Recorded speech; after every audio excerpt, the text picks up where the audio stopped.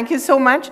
Makarand, may I request you please to first make some opening remarks and set the stage for discussion, and then we'll go into especially what I think is quite a remarkable book. I had, I read it last night, speed read it, and it's on JNU, it's on the uncivil war.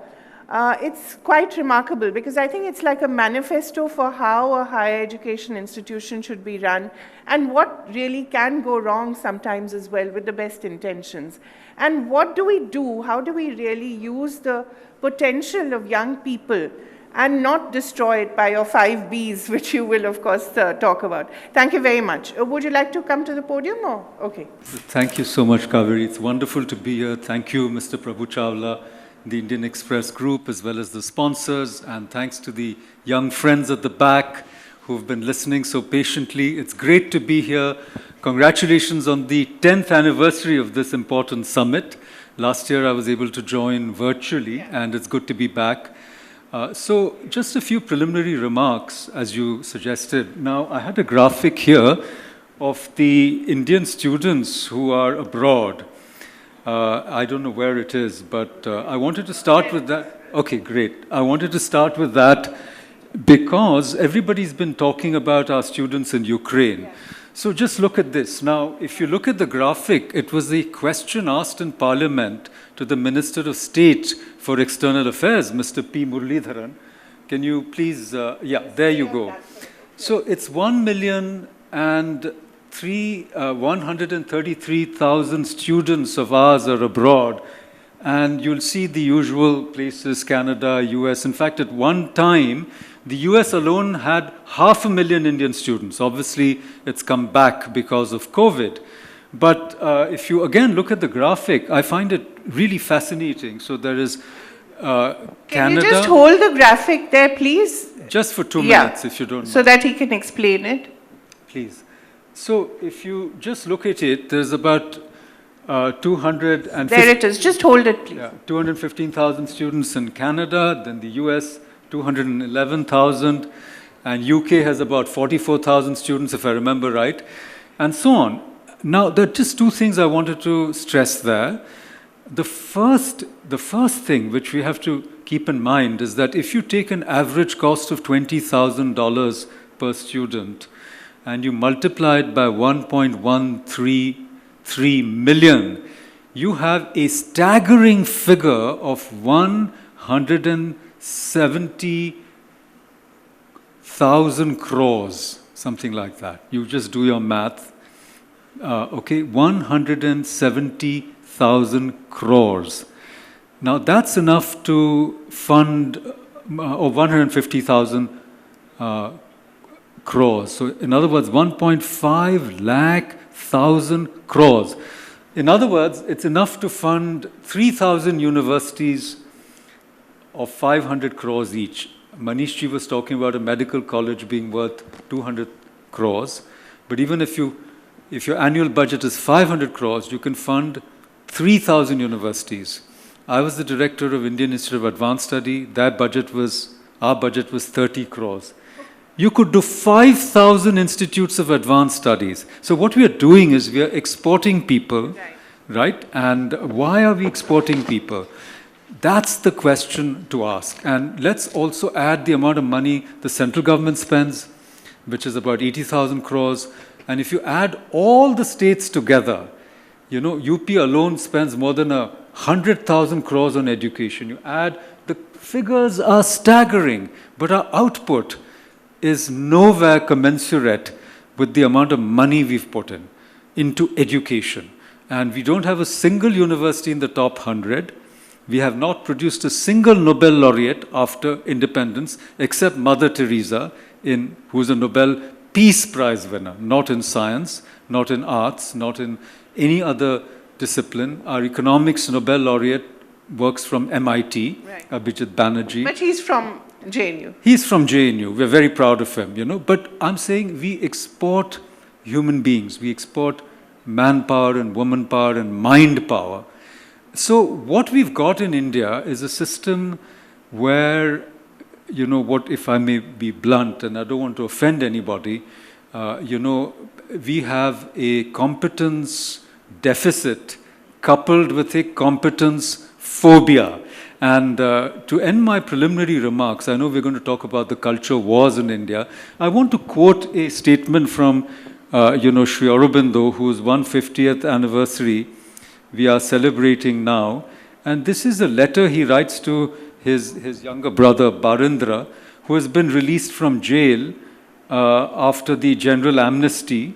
He was sent to life imprisonment in the Andamans.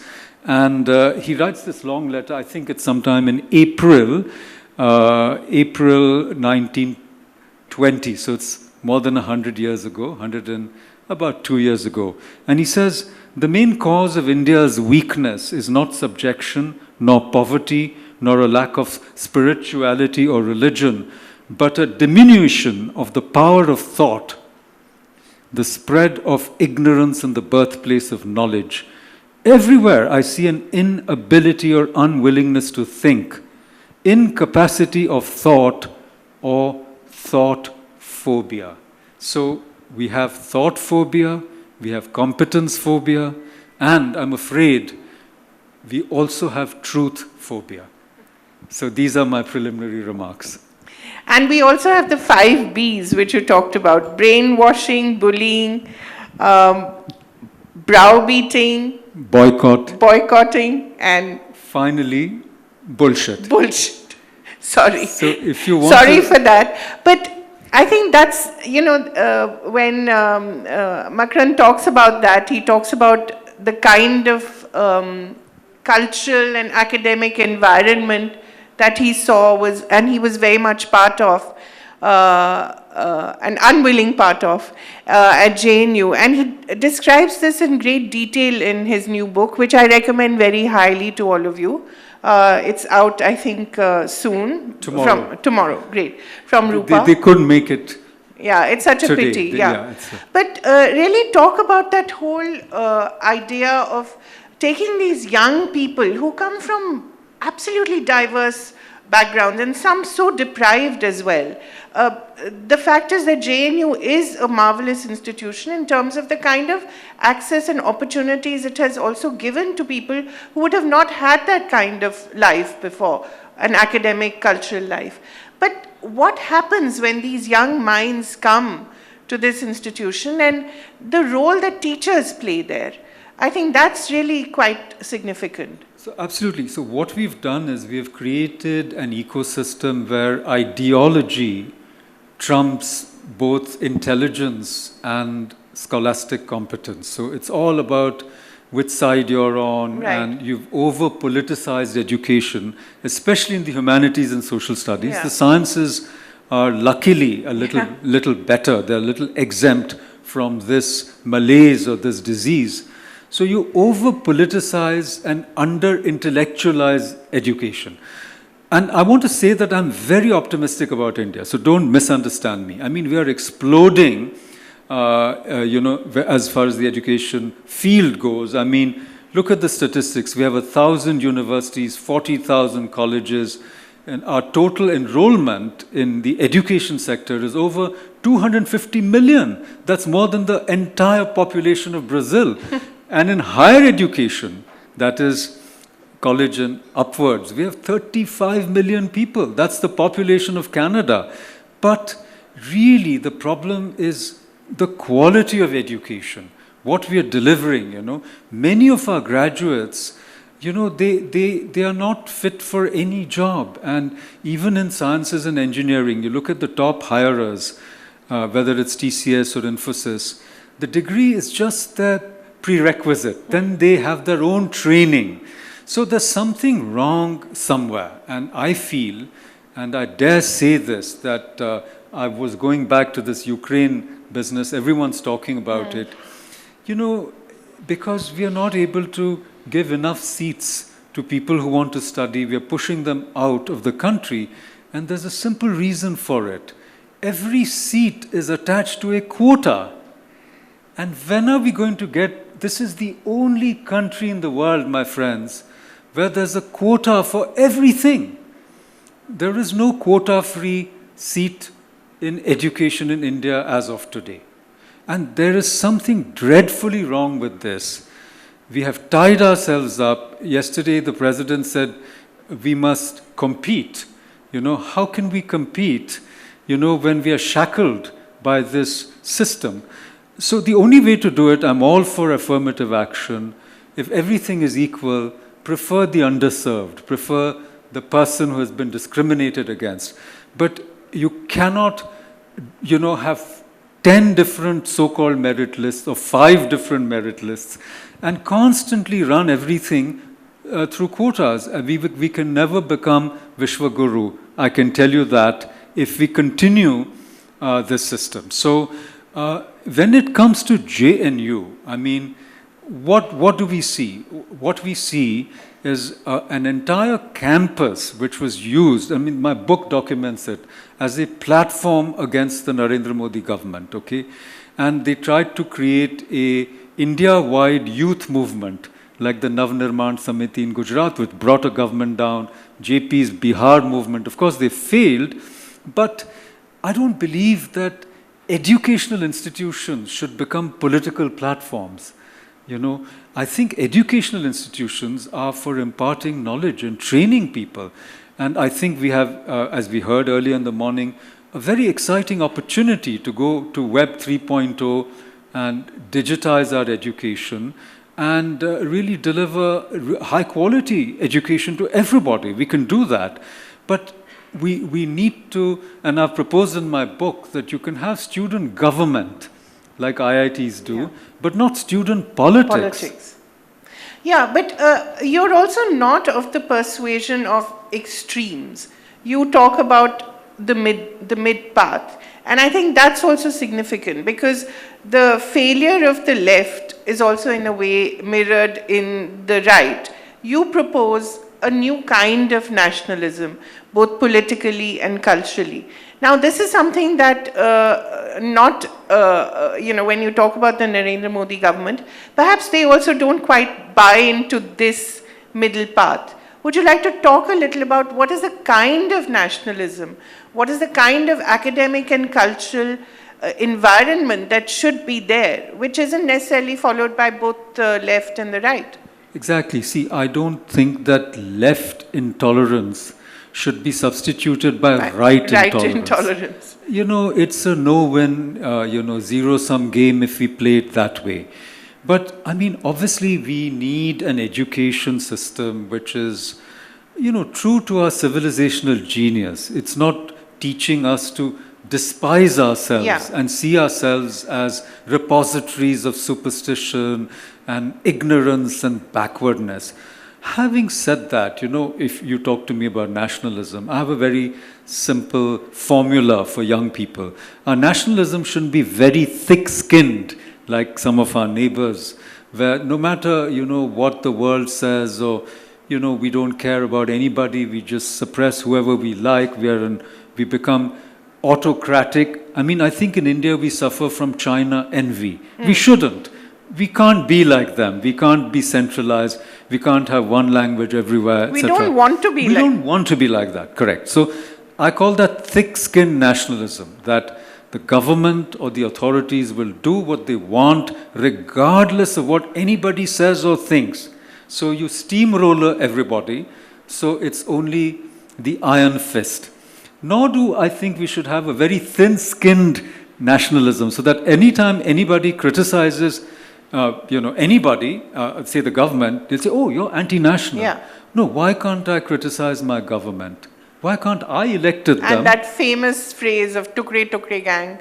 Oh, well, the Tukre Tukre gang is somebody I opposed. Let me tell you, You've seen it in action, but may not necessarily want to call it that. Yeah, I'm just saying that, look, the entire faculty, there was this nationalism series, and I was the only one who stood up against a famous student leader and asked him some questions, and they tried to sabotage my speech. Now, I ask, where were these so-called nationalist students then? Nobody was there. I was alone standing there. So I've seen this. So my only point is your nationalism can't be so thin-skinned that you're intolerant even of constructive criticism. How will you do Atma Nirikshan, Anvikshiki? How will you understand, where we made mistakes. So you can't say that anybody who has anything, to question or of positive statements is just dubbed anti-national. No, everybody is not an anti-national. We all love India. So my point is, you ask, what's the middle path? Yeah. Your nationalism shouldn't be so thick-skinned that you stamp out all dissent. Your nationalism shouldn't be so thin-skinned, you're so touchy, that anybody who criticizes you, you'll say, oh, you're anti-national. Right. So, we should have a vibrant and open society, not a polarized polity and a polarized civil society where, the middle ground of discussion and debate and learning from each other is completely destroyed. And unfortunately, it seems like that. It seems as if we have become this polarized society. And one reason for that is that there is no, I think that openness and compassionate space to listen to each other. What's wrong with listening to different points of view?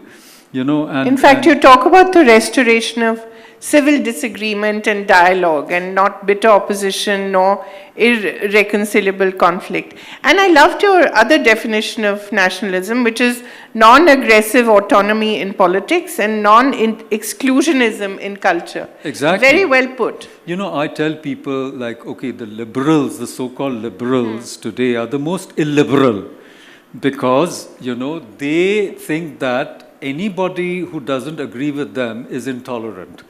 So we have a war of two competing kinds of intolerance. But India is the real home of liberalism. Why? Because our liberalism was not just, physical or social or emotional or intellectual. We had a spiritual democracy. You could follow any path. You wouldn't be stoned for it. And, we are the home of because what is liberalism? It's freedom, it's moksha, it's mukti. For me, liberalism is that. This is the only civilization which says you can have jivan mukti, you can be sthita prajna, you can have moksha. So you're liberating yourself from suffering, from physical and mental constraints. I think that expanded brahad, that expanded consciousness, and the society which respects it is true liberalism. And see, you've come from Kashmir, and I just saw this movie. It's dreadful what has happened. So we are in a civilizational war, which in fact, JNU stars in that as well. Of course. And that's what I'm saying. I was also part of that in some respect, for standing up against those forces, because I asked very simple questions. I said, you talk about Azadi, fine. What did you do when the Kashmiri Pandits were driven out in 1990? They did nothing. There was not a single procession. Some of us, I know, young children were in camps, and we raised, they needed grain, they needed basically rice bags. So we did that on our own. But where were all these JNU Student Association, JNU Teachers Association, Union? Nothing. The whole thing was erased. So this selective protest, which is only against a particular dispensation or against the Indian state is blamed for all the wrongs, okay? But when in your own country, certain people are driven out, and what was their fault? Just because they were Hindus, they got driven out? That's terrible. So you say, oh, minorities shouldn't be treated badly. I completely agree. How will you test that proposition? See how the minorities treat their own minorities. So I'm just saying, so there are two sides to this whole question of culture wars. One side is we want an open society, with freedom and, dialogue. On the other side, we are in a civilizational war. Let's not forget, we are surrounded by hostile forces. There are two nuclear powers on two sides of our borders. And we can't afford to have a weak India, a weak state, and a divided civil society where North versus South, East versus West, all this caste wars and social class conflict. No, why? Why do we need this divisive narrative, being forced upon us day in and day out? Especially on young people who see, may not know better. Language, culture, religion. Why are these divisive? I don't see that at all. I mean, I don't see the need for that at all. Why should one be incompatible with the other, you know? I mean, we saw beautifully, we have Jana Gana Mana and we have the Tamil national anthem. What's wrong with that? That's beautiful. So every part of India can be like that. They can have without being constantly at war. But, so in other words, I'm saying when it comes to the young people, when it comes to education, we should separate politics, you know, from knowledge. And we should be free of prejudice, you know, in India, and free of these divisive narratives, and see, instead of Bharat, you know, Todo, let's have a Bharat Jodo, you know. And frankly, I've never felt out of place in any part of India. You know, and in fact, I don't feel out of place in any part of the world. I've traveled to more than 50 countries. In fact, more than that. But, you know, Swadesho Bhuvanatrayam, all the three worlds are my home. You know, this is what we believe in India. So there's no insider, outsider, local, non-local. See, these are manufactured to divide us. But I think there's space for everyone. There's space for decent dissent. Absolutely. I think that is the sum of the argument. And as I said, I again recommend highly that you read his book, JNU, Nationalism and India's Uncivil War.